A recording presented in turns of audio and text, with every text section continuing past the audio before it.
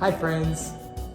If you received an email from me asking for a favor or gift cards, you can delete it. It was not from me. Always be careful with emails that sound or look suspicious. One thing to look for is the address from which it came. The emails that went out yesterday and today look like they came from my email address, but it's not quite the same. And you can always feel free to double check with a call or a text or a separate email directly to me, which many of you did.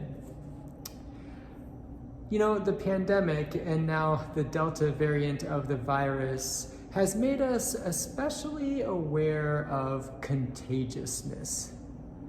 That word, contagious, has very negative connotations. When we hear it, we think of germs and communicable disease and contamination. And usually we want to avoid someone who is contagious.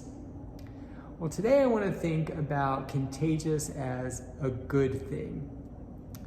Now, when someone has a contagious illness, they can't help but spread the germs. They can't say, well, I'll be contagious at home, but when I go to work or school, then I'll just keep the germs to myself. It doesn't work that way. The germs are part of their being and affect everyone with whom they come into contact. Well, having Jesus in our heart and life is a similar experience. When we know Jesus, we can't help but spread his love and share his power. Christ becomes a part of who we are and affects everything we do and everyone with whom we come in contact. Now, that doesn't mean that every single conversation we have has to be a sermon or that every goodbye we say has to be a benediction. Words are important, of course, but attitudes and behaviors and priorities are important too. So maybe think of it this way. According to Webster's dictionary, contagious can be defined as exciting similar emotions or conduct in others. We often say that laughter is contagious. Enthusiasm is contagious. The love of Jesus is contagious, and by the ways we demonstrate Christ's love and live out our faith, we can encourage others to discover and do the same.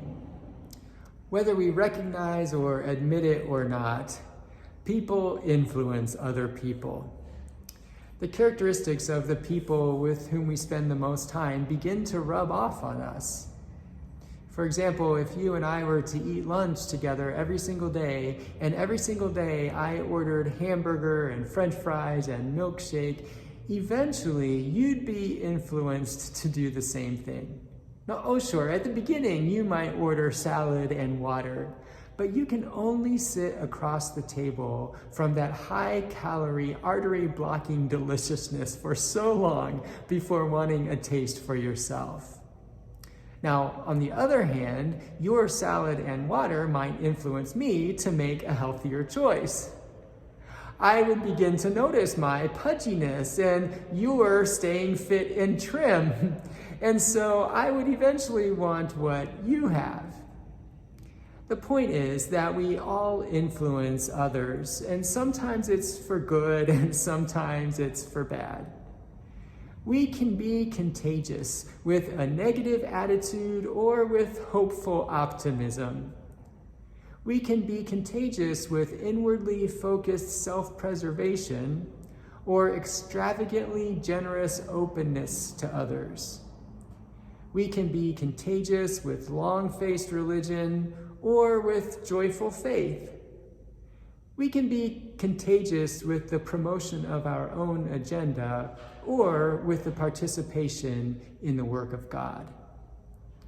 We can be contagious with the good news of Jesus Christ so that a little bit of his love, a little bit of his power, a little bit of his grace rubs off on others through our words attitudes, and actions.